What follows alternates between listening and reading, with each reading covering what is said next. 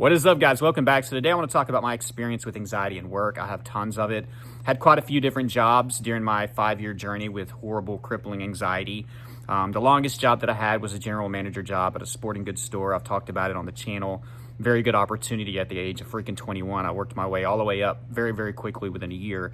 Got my own store. The problem was 45-minute drive there, 45-minute drive back. I know some of you live in big cities and you're like, yeah, that's nothing, but I live out in the country, so that's a pretty far drive. So, imagine driving there, hoping that, a lot of you don't have to imagine, you've lived it. You're out in the middle of nowhere. There's no hospitals, there's no towns. I had horrible heart anxiety, health anxiety, panic disorder, you name it. And I'm just having panic attacks the whole way there and the whole way back, and then I just rinse and repeat. But I'll get into the details of that. I want you guys to know how my day unfolded, how it all worked out, and walk you through that process, because you're not alone. If you're struggling with anxiety at work, you're not lazy, you're not irresponsible. It's not that you don't like work. Anxiety makes working very, very difficult. Sometimes we can get lucky and it can ground us, but the travel there, the travel back, and then the work-related stress, that part is just there, and we have to learn how to roll with it while we're trying to recover from our anxiety disorder. So hopefully, guys, you feel a little bit less alone, and go down in the comments and comfort each other. You can let us know what your experience is with working and anxiety.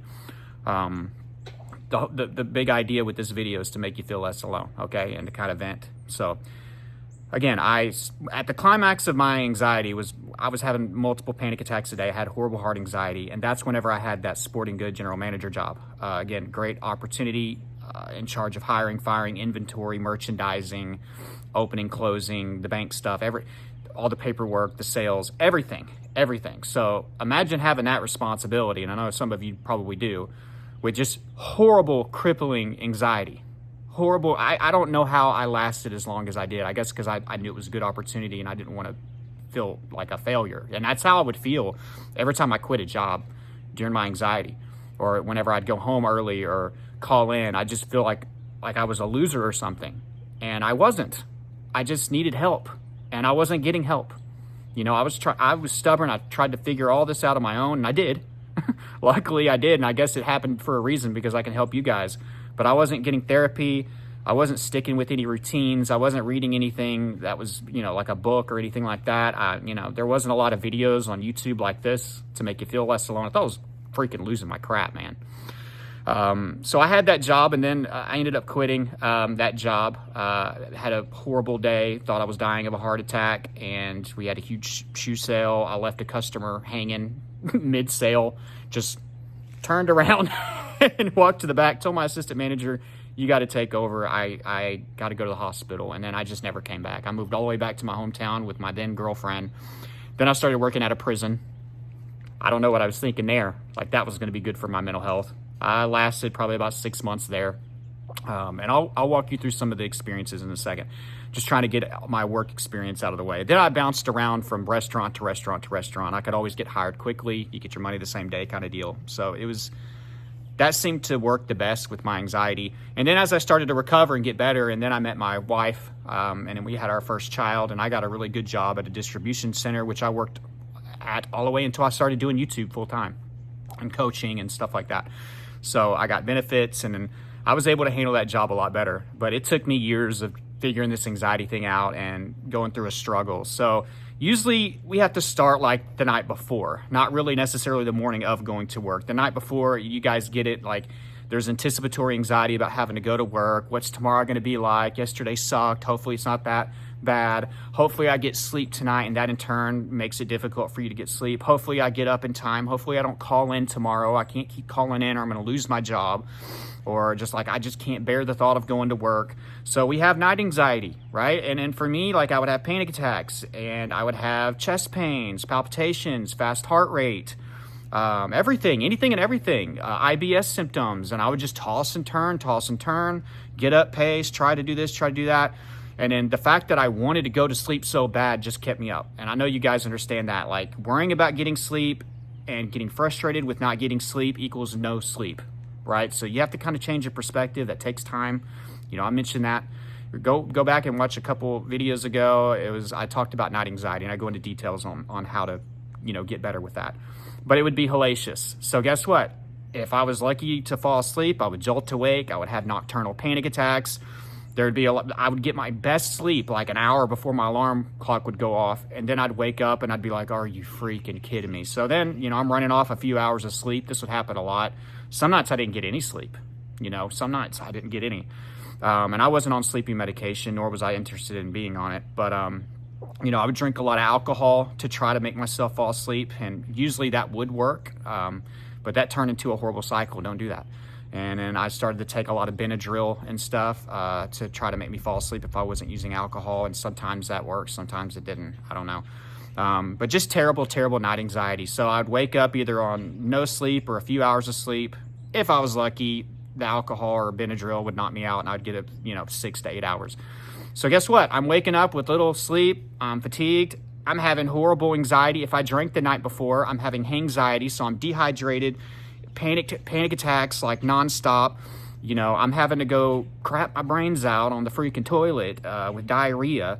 Whatever I'd ate the night before just liquefied. Lucky me, right? And then my chest is hurting. So there's nothing worse sitting on the toilet with diarrhea and thinking that you're dying of a heart attack and you're just trying to hurry up so nobody finds you dead in this mess, right?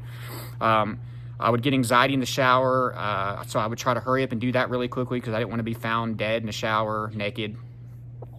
All these spiraling thoughts. So it'd take me about an hour to just somehow work up the courage to get to the vehicle and then drive. And I'd be fine the first couple minutes, but as I got further away from town or wherever I was, and I'd get into the middle and the meat and potatoes of my drive, and this is mainly around that first job where I had to drive 45 minutes. It wasn't as bad at my other places because I didn't have to commute that long, so the drive was more tolerable. But that 45-minute commute, man, I was so scared I was going to have a heart attack on the way there. And I would spiral. Like, my thought process was like, oh my God, what if I just go off the side of the road and hit the trees, and then, the autopsy isn't going to be taken seriously, and they're not going to know that I had a heart attack, and my family's going to think that I just killed myself. You know what I mean? Or what if I have a heart attack out here and an ambulance can't get to me in time, and I just die on the side of the road? Or what if I have a heart attack or stroke or seizure and I go into the oncoming traffic and I kill somebody else on accident, and then they think that I was suicidal or a reckless driver instead of thinking that I was having a heart attack at the age of 21, 22, right? So all these thoughts would be going through my mind. I'd have to pull over sometimes. I'd have to chug water. I'd call my mom. Stop at a gas station. If, I think, there was a gas station in between that I would sometimes stop at. So sometimes I wasn't getting there on time. There was one time I just turned right back around and went back home and had to get somebody to cover for me. This happened all the time. So I'd get to work, usually like towards like noon or 1 or 2. That's probably whenever my anxiety would mellow out a little bit, just because I would try to stay busy at the store. Merchandising, doing inventory, fixing things. I did a lot more stuff on the floor that I should have been doing as a general manager, like sales and all that stuff, but I wanted to just stay busy, and that would help me a little bit. So sometimes I could I had my rough days where it just was bad all day, no matter what. And then as time started to get closer to leaving, I started thinking about the drive home, and you'd think I'd be happy about going home, but I'll have to drive another 45 minutes. So I'm racing home, you know what I mean? And trying to get there, probably driving a little bit too fast, gripping the steering wheel, same stuff on the way back. So I get home, and then I'm just thinking about like, oh my God, I got to do that again, and I got to do that again, and I got to do that again. And then that's whenever the alcohol would come into play or whatever, and then I would have anticipatory anxiety the next day with it. So I would do that like every day pretty much, and then eventually it just became too much, and I had to call my district manager and tell him, like, I can't go back. I can't handle the drive. My anxiety's bad. I love the opportunity. Thank you for the opportunity, but I can't keep doing it. And then whenever I worked at the prison, man, that was really bad. The drive was a little bit shorter, but the same stuff at night, same stuff in the morning, and then I had to be around inmates all day. So talk about a negative environment. That was horrible. There was a lot of physicalness to it, going up and down stairs. So I thought I was just going to have a heart attack up here, you know what I mean? Or I thought I was going to have a heart attack, and then the inmates are going to just beat me to death after I'd fallen, fainted or whatever, or passed out. And then I worked in AdSeg, where that's the worst of the worst. So I'm having to transport, some of the most dangerous criminals in the world back and forth, because I worked at the largest prison in Texas. And that was just terrible, horrible environment. I only lasted 6 months there. It had decent pay and really good benefits, and you could retire at 40 from that job. But I don't know, I don't really regret leaving that job. And then it was working at multiple restaurants. That tended to work a little bit better for my anxiety. Shorter shifts, could get my money that day. If I didn't like something, I could always leave this restaurant and go to this one.